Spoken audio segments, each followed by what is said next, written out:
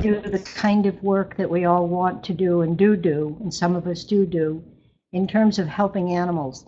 But I'm going to start first by doing something rather unconventional and tell you what Jo's wearing, because you can't see it and it's delightful. She's got a beautiful T-shirt on that's very stylish and loose, and the graphics on it says plays well with animals. So I think that's a good way to start today. More seriously, though, I'm Theo Capaldo, President Emeritus of NEAVS, and this is the second webinar we're hosting, and it is truly a pleasure to be doing this work. Joanne, who is going to be with us for the next hour or so, is an acclaimed Canadian photojournalist and an animal activist, and founder of a group called We Animals, a project called We Animals. She included in We Animals many projects is one called Unbound, which is actually a multimedia and book project recognizing and celebrating some contemporary as well as some historic women on the forefront of animal advocacy. So it's an incredible and unique project, and I encourage you to go to the Facebook page and see a little bit more of what it's all about. You may remember that NEAVS hosted a premiere of Ghost in Our Machine, the amazing documentary by Liz Marshall, which actually exposes so many areas of animal use and abuse, and focused on Jo in that book. Jo is really the protagonist, and a lovely way to sort of get a better sense of what the issues are and what it's like for Jo to try to get her work done. In addition, Jo's published 2 books, We Animals being the first, and many of us have already bought that. It's an amazing collection of illustrations and investigations into animal use and fur farms, entertainment, laboratories. And her second book, Captive, which is part of the inspiration to bringing her to Boston at this particular point in time, turns her forensic and sympathetic camera, and I think you're going to understand what I mean by that word, on animals and on us, we animals who look at them. So that's a real essential part of what Jo's doing. How do we relate to animals? What do we see? And fortunately, because of her sensitive eye and her incredible skills, nobody shows it better. So, Jo, welcome. Thank you, Dr. C. We've been planning this for a long time and talking about what to talk about. And I think it's a nice combination here, the two of us, because what people ask me all the time is, how do I do what I do? And Dr. Capaldo is in a perfect position to help me answer that and to also go deeper into the psychology of that. So I've really been looking forward to this talk, because I think a lot of people, it'll satisfy the curiosity of a lot of people. Yeah, Jo and I have had many conversations about the psychological cost of the kind of work that she does, and again, others do. So we thought we'd focus today not only on the product of your work, but on the tool. And I don't just mean the camera, I mean your lens. I'm a tool. You're the tool, you're it. So let's start with some kind of general questions. And, people choose career paths, and other people think of it as more of a calling, a kind of I had to do it.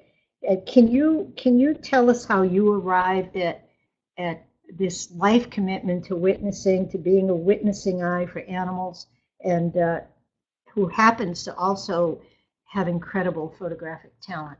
Thank you. Well, as a budding photographer at the time, so 20 years ago, as a photojournalist rather, we photojournalists are always looking for our particular story, something that we can do that's unique, different from what everyone else is doing.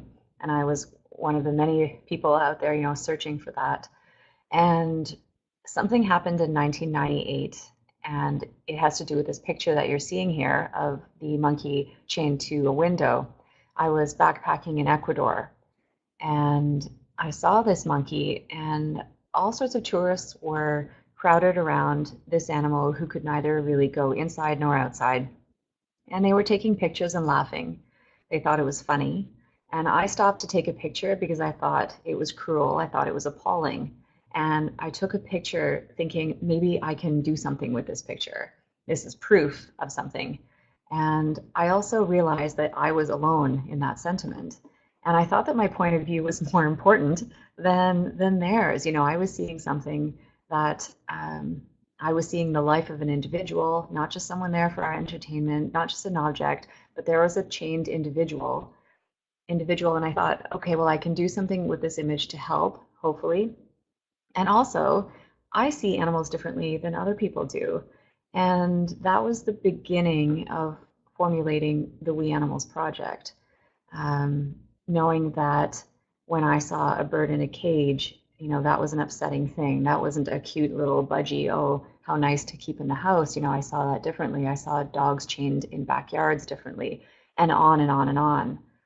When you start seeing these things, when you start seeing the animals in our lives in this way, you can't unsee. So coming back to your question about it, or the comment about it being a calling, it does become a calling when you become insanely, incurably passionate about a point of view that you want to get across to the world. Mm-hmm. And so it does become a calling, and then it becomes a responsibility. And that's how so many photojournalists feel, or filmmakers, about, you know, whether it's climate issues, environment issues, human rights issues, animal issues. These aren't problems that are going to go away anytime soon. So we become insatiable in our quest to expose and educate. And Joe, I like the way you frame that, because many religions have this sort of mandate that when you see something, when you see harm, when you see an evil, you have a responsibility to do something about it. So clearly that's how it's all sort of coalesced for you to really become your life's work. Well, I think I was really lucky to have a tool, you know, because it must be very easy to feel paralyzed by the things that we see and not know how to act. And so because I had this innate long-term love for photography, and I knew that that was a direction I wanted to go in, I had a tool for change. I've been very lucky with that. And actually, I think we can all find our own tools for change, whether you're interested in law or neuroscience or running a sanctuary. Whatever the thing is that we love, we can use that to make the world a better place. And that's what I happen to do with the camera. So let's use that metaphor of the camera for a minute, okay? Because I think when people say, and part of why Joe was also enthusiastic about doing this is because she said, I'm always asked the same question, and now I can really refer people to an in-depth exploration of that. But let's look at that metaphor of the camera, because cameras have lens and filters and things that you can do to change what you're seeing, right? Mm-hmm. But when you're face to face with the kind of suffering that you have to bear witness to, what's the toll that takes? And do you have a heart filter? How do you filter some of that from doing irreparable damage to your own heart and soul? I guess that's the question that we're going to be looking at for the next hour, isn't it? Yes. I think it is, because that is what everyone asks me, you know, how I do this, what's the filter, what's the lens? And I think that it was something that I took a long time to learn, how to have a filter, how to not go in to places like these. You're seeing a fur farm in Sweden here, and these are mink kits who are crowded around their dead mother. In the background, you see an injured mink kit who's missing an ear because they fight, they're stressed out, they cannibalize one another, they injure one another.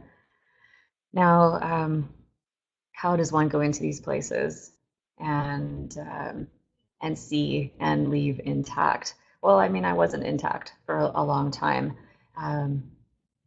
I do this work because I'm empathetic, because everyone that I look at in the world, I sort of have this non-judgmental lens that I look through. And I question whether it's a mink or a human or anyone, it's who are you? Like, I am intensely curious about who you are and why you do the things you do.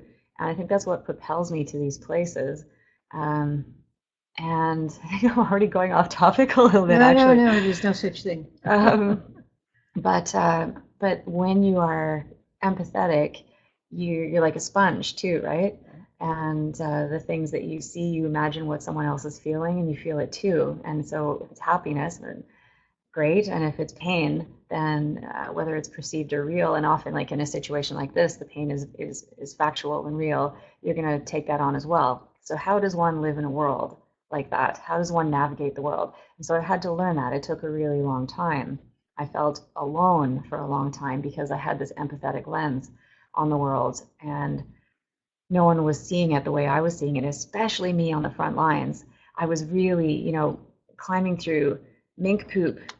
Look at this. I mean, I was traveling all over the world just to expose these things. On the left, you're seeing the the urine and feces that you literally have to wade through to get the images you want, and then on the way out, you have to climb through this picture on the right. These dead animals everywhere, and you go back into the world, and you've been exposed to this, and everyone's just having, doing their daily routines, and people aren't aware, and yeah, you definitely feel alone. So that's something you have to navigate for sure. You used the word, I think it was in Ghost in Our Machine, but you said you feel like when the publishing company was talking to you about it, I think you said something to the effect of, I feel like I'm a war photojournalist. And I think that's what you're saying here, that you sort of go into the battlefield and then you have to leave the battlefield with this dead and injured.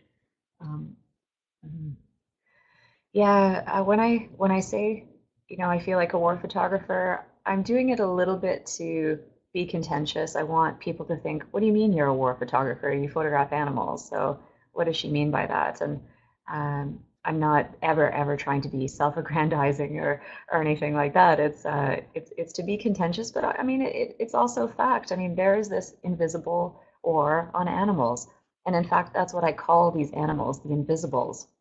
The animals we eat, the animals we wear, animals that are tested on in medical research, animals used in entertainment. They are invisible, whether they really are because they're off in the woods in a horrible place like this, or in a factory farm like this. I mean, no one is seeing these animals.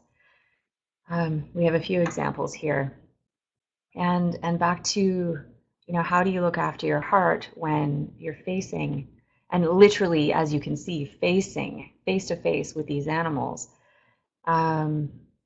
It's a lot to carry, and people ask me because I'm a frontliner, but I know that a lot of people are experiencing secondary trauma because they are seeing the pictures that I'm taking. I mean, feeling traumatized by this, I think, is a natural response. Is that correct? What do you think? And I want to support you in your use of the word war, because when we think of what war is, it's an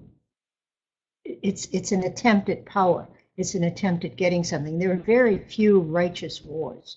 There have been some. World War II was a righteous war, but most wars are for some sort of economic or political power gain. And so what you're saying is that the way that we treat animals in these hidden places which are exposing is really a war on them. I mean, they don't even have a fighting chance to have anything even close to a life, because somebody's making money off of this, and that's war. So I don't think it's hyperbole. I don't think it's manipulative. I think it's accurate. There is a war on animals, and we have you doing a very unique strategy. You're like the Army, the Navy, the Marines. They all take a different approach, and yours is pretty unique.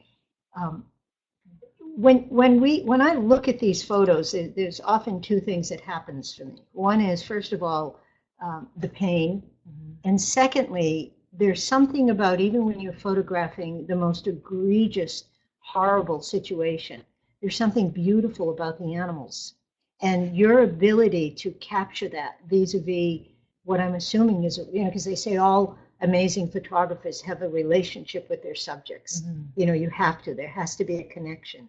So if we think about that for a minute, and let's go back to what you said, the vicarious traumatization is the word we use, that doesn't have to be happening to us for us to be as traumatized as we would be if it would. In fact, sometimes we're more traumatized. Siblings in a family where one child is abused, sometimes the siblings who weren't abused carry lifelong trauma that is even more intense than the victim.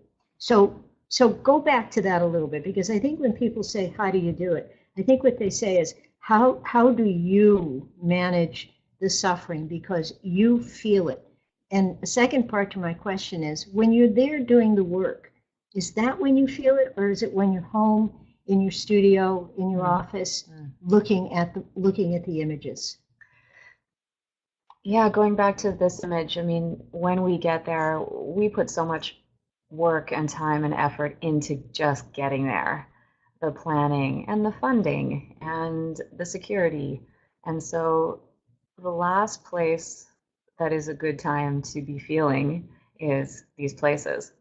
And I would love to eventually learn how to describe what it's like to be facing these animals one after the other for hours and days and months on end, and looking at them and like, I'm the only one who cares about these individuals. The farmers don't. These mink are going to be gassed. These pigs are going to have their necks slit. And my team and I are the only ones in there who care about these animals as individuals, and we're not even helping them. We're facing them. We're trying to connect with them, and we do. And this is a good example of this picture here. I stayed with her for some time. She's in the book We Animals, and I titled this image very darkly, "The Pig I Hope Is Dead." But you face them, and they look at you, and you know, this is the thing about us and animals, is that we have all the answers and they have all the questions. We have dominated them so completely that is the relationship we have with them. And yet we don't share a common language. So I can't say to this pig, you know, I'm not like the others, and I really care, and I really want to get you out of here, you and the 10,000 others who are here, and I can't. So I'm going to take your picture, and I'm going to walk away and take a picture of the next pig. So how to describe what that's like, and getting back to not having any emotional outbursts or anything while you're there. I've gone so far, I've gotten in, I have to do the best possible job in the shortest amount of time. So that for me is not the time to be feeling, even though I'm feeling incredibly deeply. It's like a numbness, it's a heavy, heavy, heavy numbness that descends upon me which enables me to do the work. And then the feelings do come out. You know what, I don't know how to explain this really, but you sort of get used to it, and I'd love to unpack that a little bit, and I'm not sure how. But at the beginning, from the first many years, the emotions would come at really inopportune times.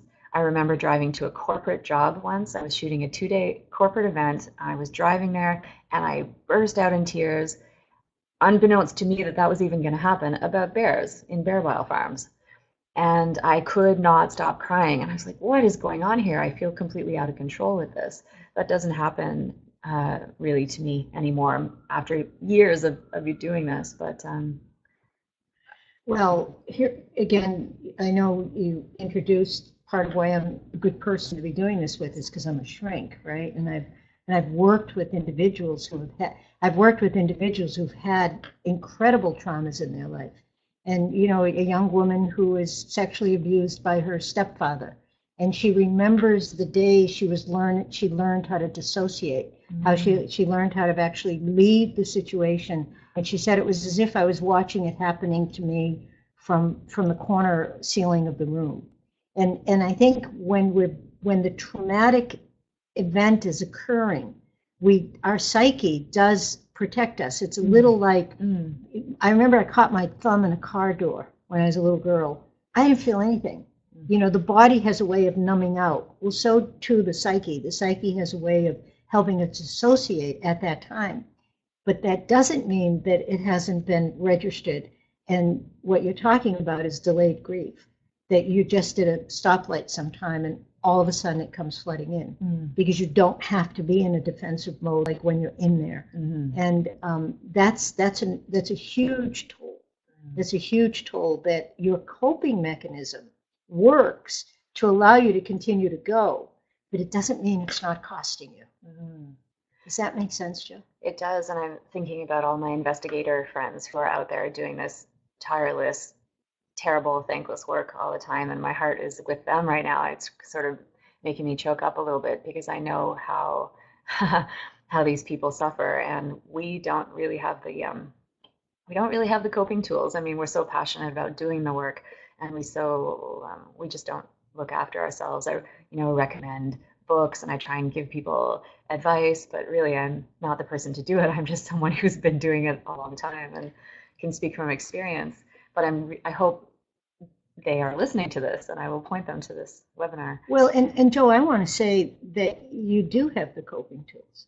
I mean, the breaking down at a stoplight is part of the coping tool. Okay. It's when it's safe to let the full force of the emotion come out. You do. You're not, if you kept bottling it, that's when you'd really be in trouble. But it's a little like a tea kettle. The heat gets turned up on every assignment that you go on. But the steam has to come out, because otherwise, you blow your lid. And so I want to support you in saying you are coping. You're coping in a very masterful way, but it doesn't mean there's not a personal cost to it.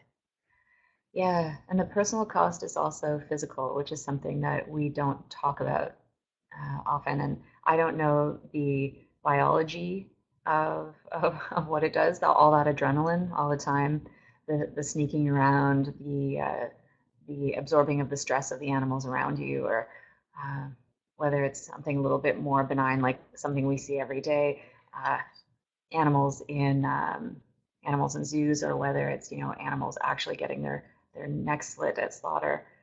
I'm going to skip through. We knew that we would be this conversation would sort of deviate from the slides. Yes, right. So that's what's happening, and I've got we can skip ahead to. Well, I mean, these are the examples. These are them. These are the animals who I'm facing and who I care about. And as much as one can care about an individual when you're meeting them, but you feel like such empathy and sympathy for them, and you try and compose a beautiful image. I say beautiful because people are just not going to look if the image is a terrible, crappy, out of focus image. So you need to create artistic, beautiful images so that people can and will return to the image. And these are the animals who I face. Here's me facing an animal, reaching out, and then leaving. And that is hard emotionally and physically and spiritually, but I also know that I'm able to get through it because I have this tool. So this comes back to the physical tool, the camera, that educates. And so if I was doing this without an outlet, I don't think I could do it. But my outlet is, okay, well, this has been absolutely terrible, but hopefully it will change people.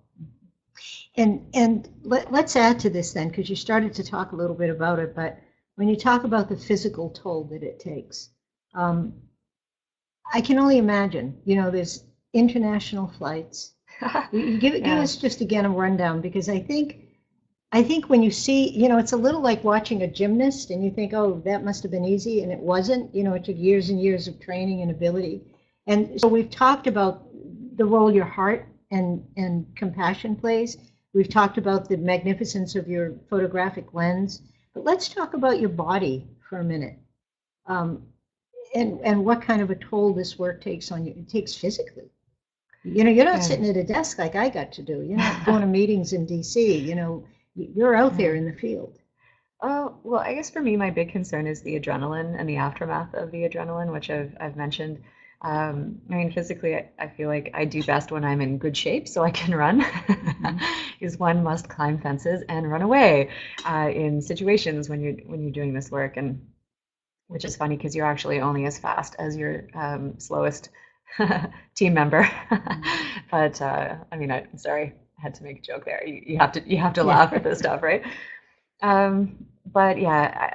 Exhaustion is a part of a photographer's life, and probably especially a part of a photographer's life when you're doing things and sneaking around doing things that going to places that you shouldn't go.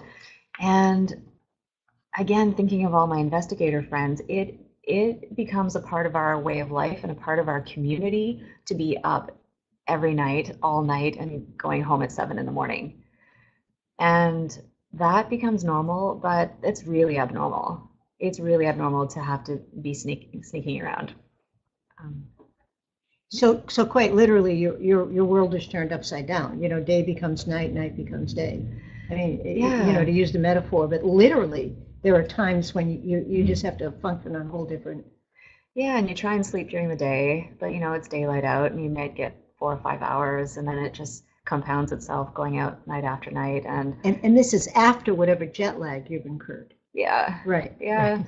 I mean, I'm the one with jet lag because I'm going all over the world doing it, but I'm thinking of my friends in Australia specifically and Spain and Sweden who are doing it month after month, year after year, living in cars, and it becomes a way of life. It becomes the norm.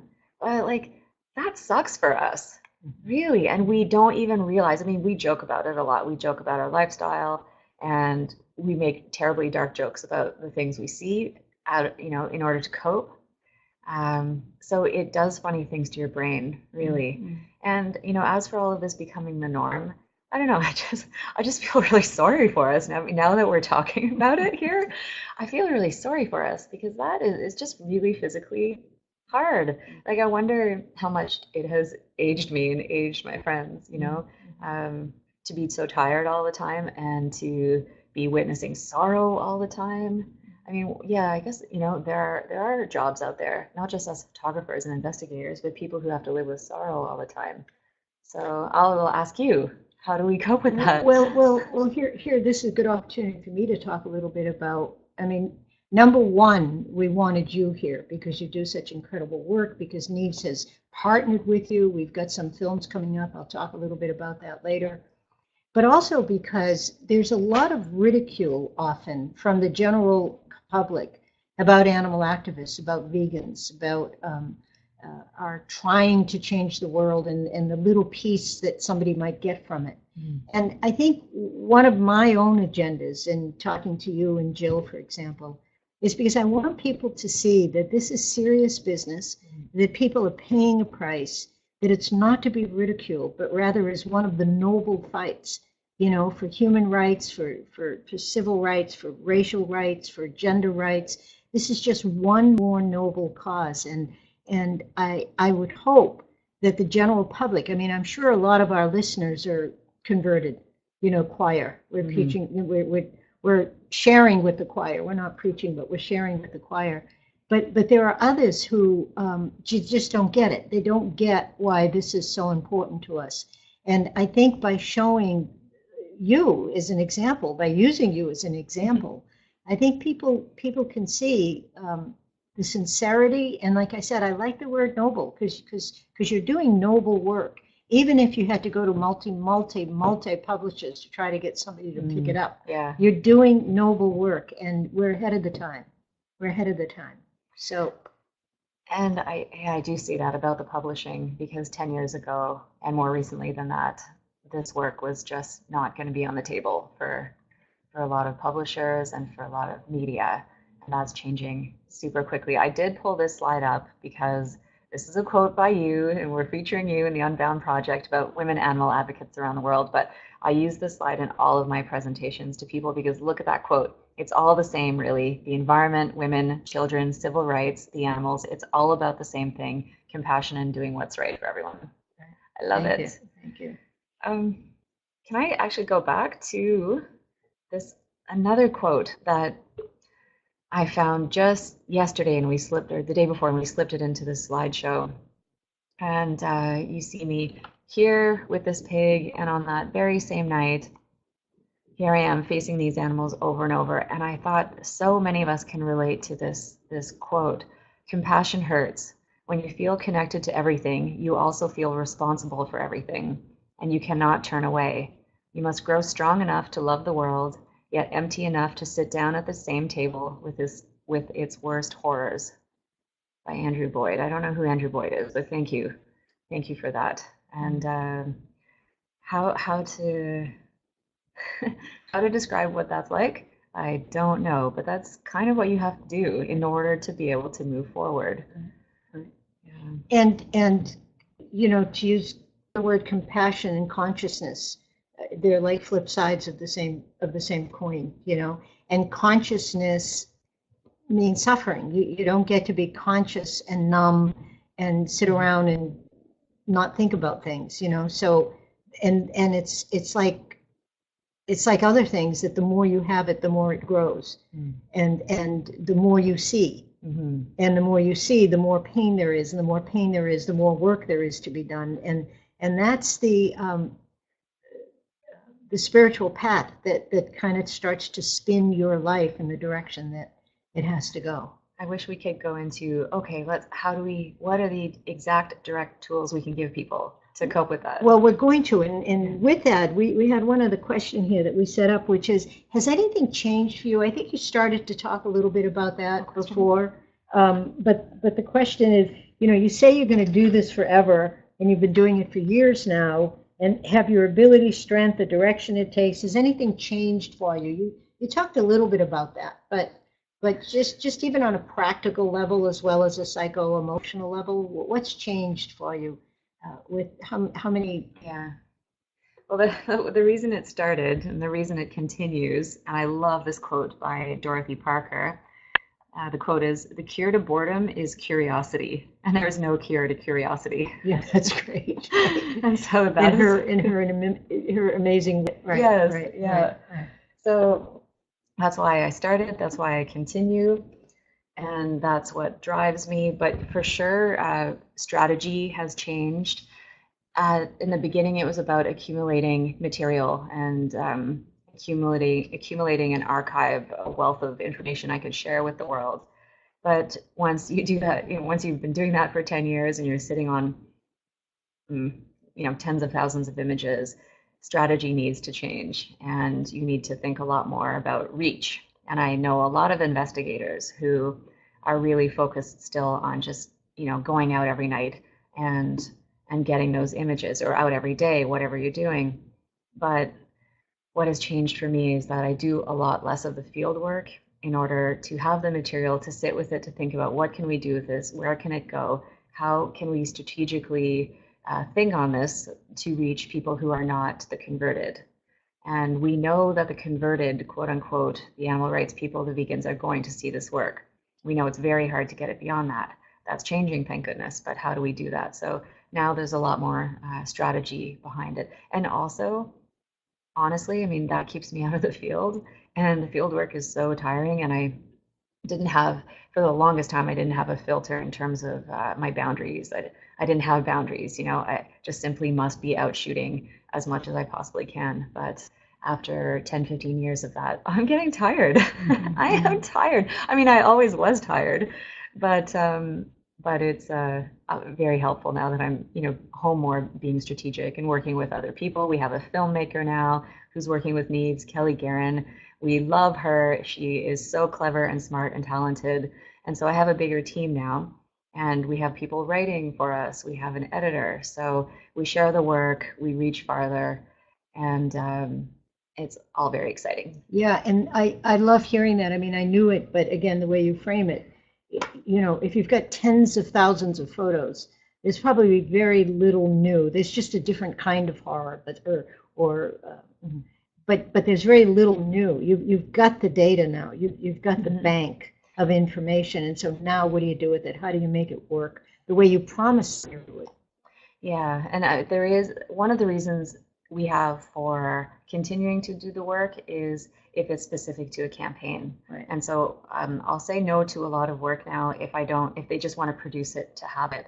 But let's say there's some big broiler campaign coming out in a specific country, and I know they're great with media, then I will go. And such is the case with this image. This is for a film called Promises. It's a 5-minute short film that we made recently about me in a broiler farm. Broilers, of course, are the industry term for chickens we eat for meat. And so strategy. And going, I'll go out and do a lot of shooting if it's a country I haven't visited in a while. But again, I don't need to exhaust myself the way I did and the way all you investigators do. I know who you are. I'm looking at you. It's really important to shoot well instead of going home and just dumping all your images on Facebook, and some of them aren't even good images, and then they just come and go, and then it's done. Go home and do a tight edit, have mentors, critique the work, pick your favorite 5 images, and then put some desk time behind it. And you know what? That desk time is actually quite a blessing, I will say. So essentially now, if, for example, there was something particularly egregious happening at a factory farm, then again, to help document the case that may be brought against, the legal case against somebody, Exactly. that's again taking the photos, because you've got the documentation of what goes on out there. And now it's like, well, in this scenario, can we help the court case? In that scenario, can we Exactly. help confiscate the animals, et cetera? Mm-hmm. Right. So it becomes very individual then at that point. Yeah, An and individual agenda. exactly. And that's good. That's good. That's Yeah. very good. Yeah. That's very good. I love working with lawyers and organizations who really have a plan, a plan in motion. Yeah, and there's nothing worse. I mean, doing this work is so horrible. There's nothing worse than getting it done and you've done a good job and then it sits on hard drives, and there's no strategy for getting it out. So that should never happen to anyone.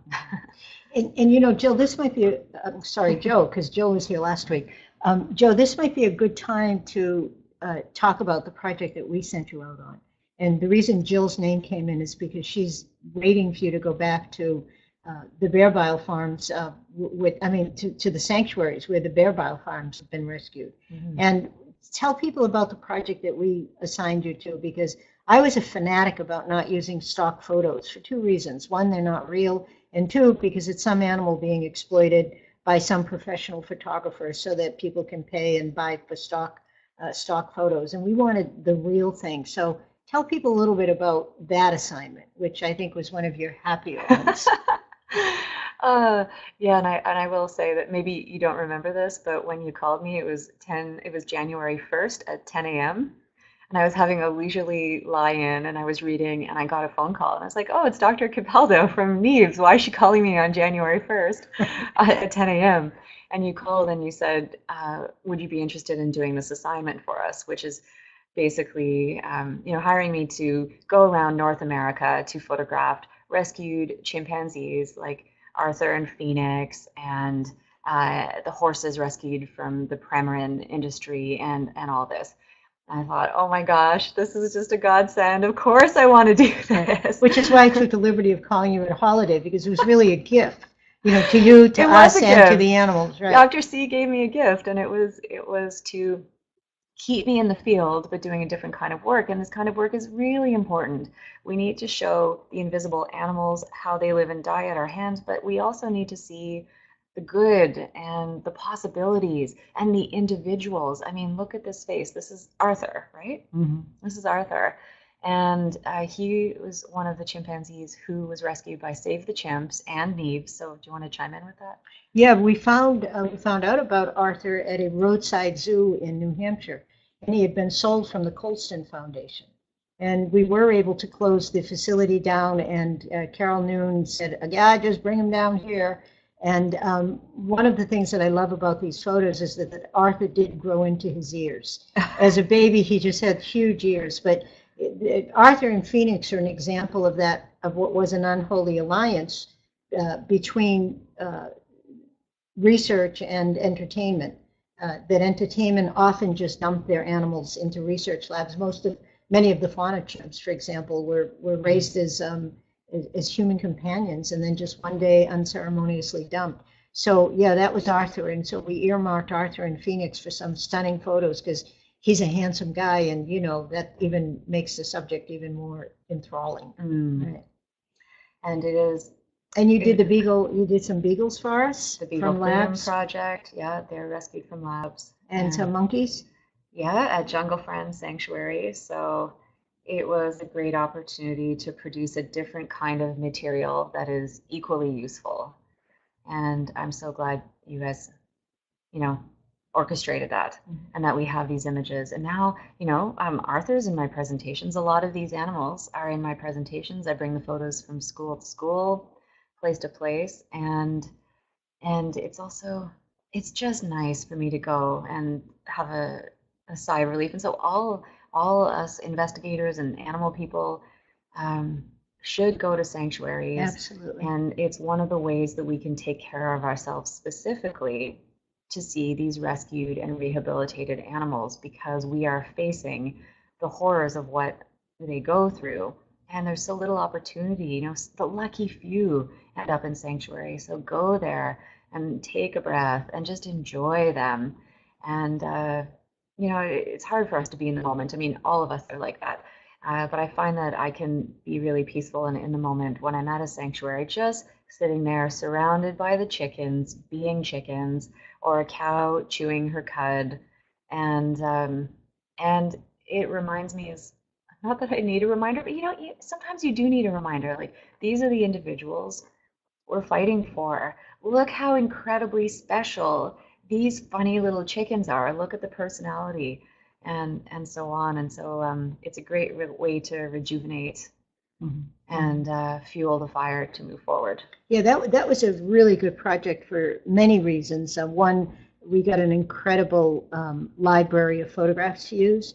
We left each of the sanctuaries you visited with an incredible library of Joe McArthur photographs, and you got to have the other part of it, the part where your work is part of what's making their lives possible, sanctuary possible. The ones that are rescued, the ones that are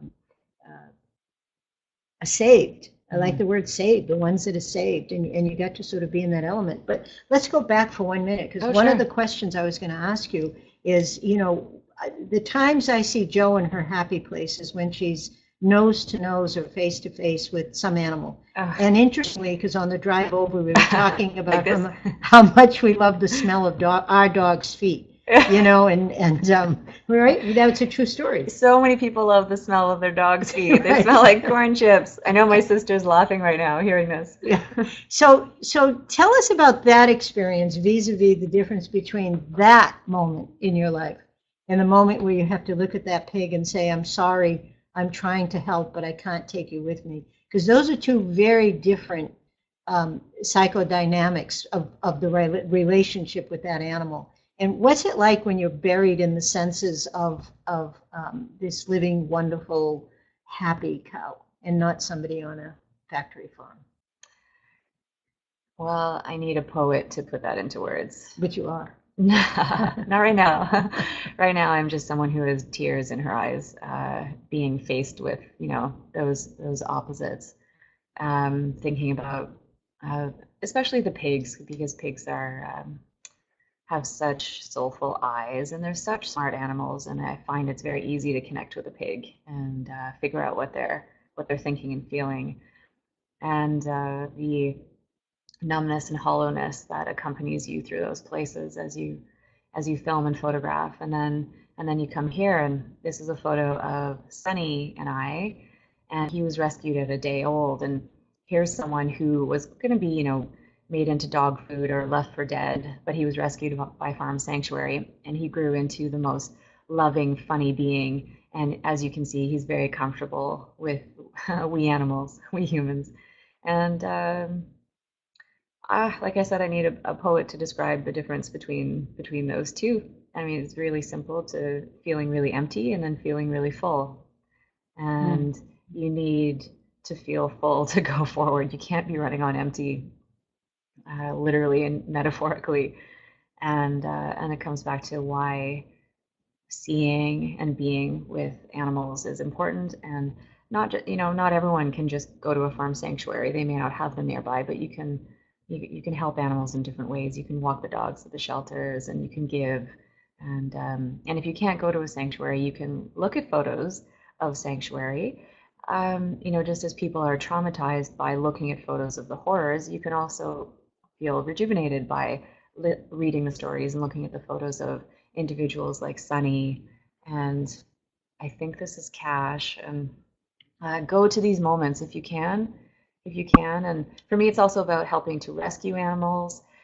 This is Julia on the left. She was also rescued by Farm Sanctuary, and her story is in the film The Ghosts in Our Machine.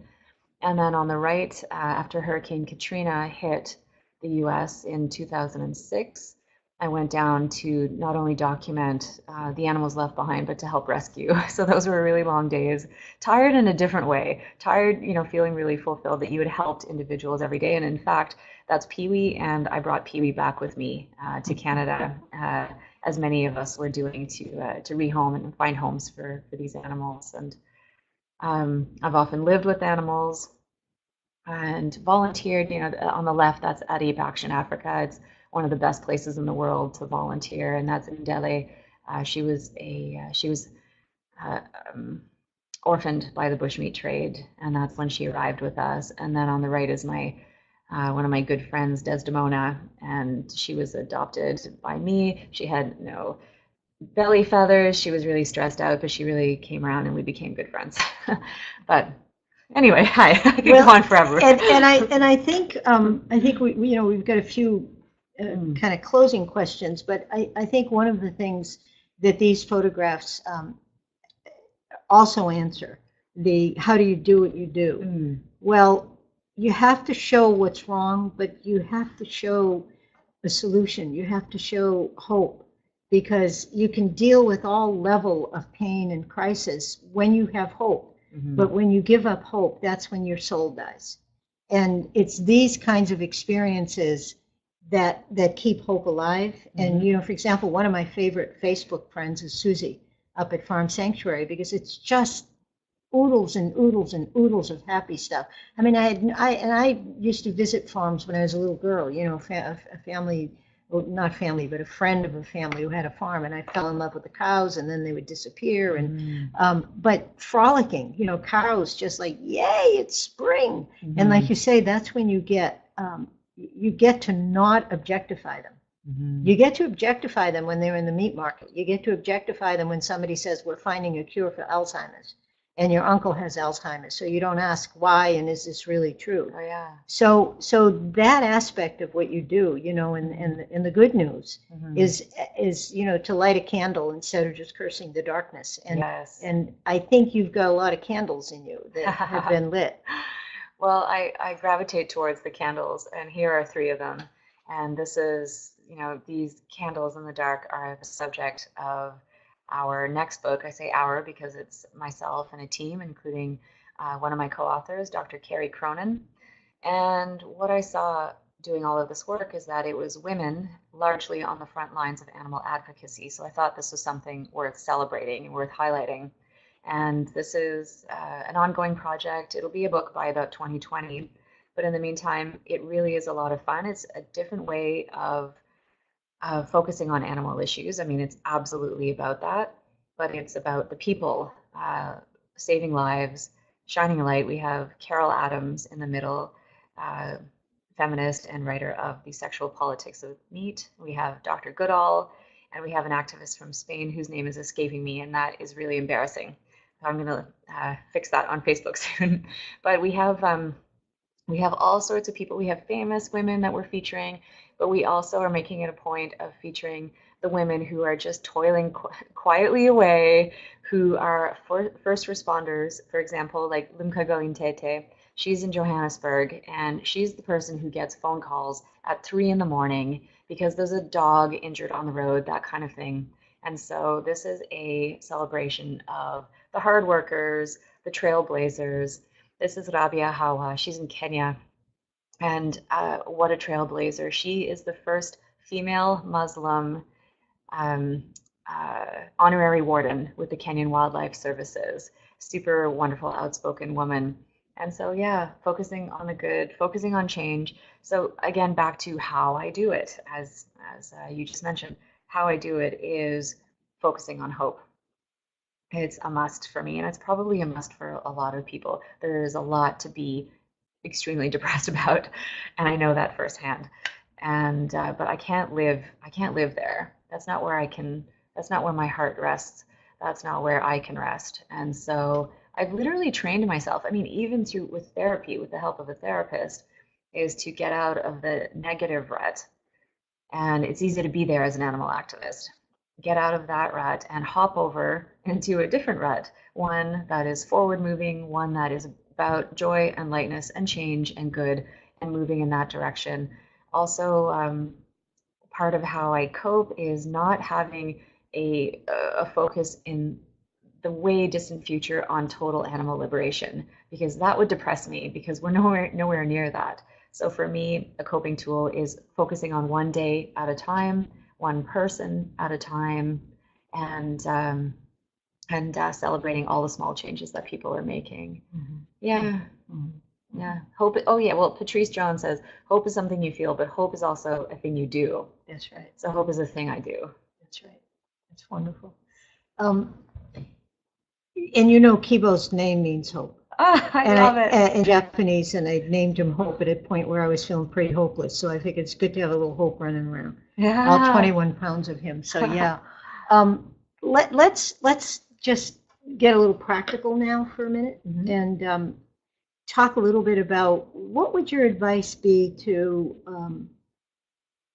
people who want to do animal work or who are doing animal work, both categories, because you're a veteran now. You've earned some stripes, and you've been at it a long time, and you know you've watched your own strategy have to change. You've watched yourself build on your skill set to do a different dimension of it.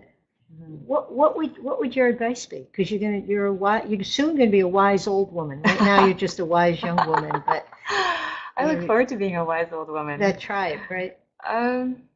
Well, I've made promises to animals, and I mean throughout my life, and now my promise is to be as strategic as possible for them. And so that is my advice to activists: narrow in on how you can reach the largest number of people in the best possible way. So you have to figure that out. Also, that the animal rights movement is an ultra marathon. It's not a sprint. And unfortunately, people sprint in and out of it, or they sprint in and they crawl out of it on hands and knees because it's exhausting. Animal rights is an exhausting place to be because there's an emergency for billions of animals, and we know it. And in light of that, things seem to be moving so slowly. And we go in guns blazing, full of rage and desire to change, and then things don't change quickly. We become exhausted, and then we leave in hopelessness. So many people do that, but the animals need us to be in it for the marathon, the ultra marathon, so that we have longevity in our lives and messaging. And so everyone, take it easy, take a breath. Things are obviously not moving quick enough, but we sort of have to be contented with that. Just do your best every day. And also for the photographers out there and the filmmakers, people often, I mentor a lot of young people, and they sort of want a quick sort of how do I do what you're doing? I'm 18 years old, but I want to be what you're doing what you're doing right now, you know. And there is no quick way of doing that. You have to hustle like mad. And so if you want to get into this, and if you want to get your work out there, and if you want to take better pictures, that's the thing. Like, you have to learn to take really good pictures, and I'm still learning to take good pictures, and I still have a long way to go.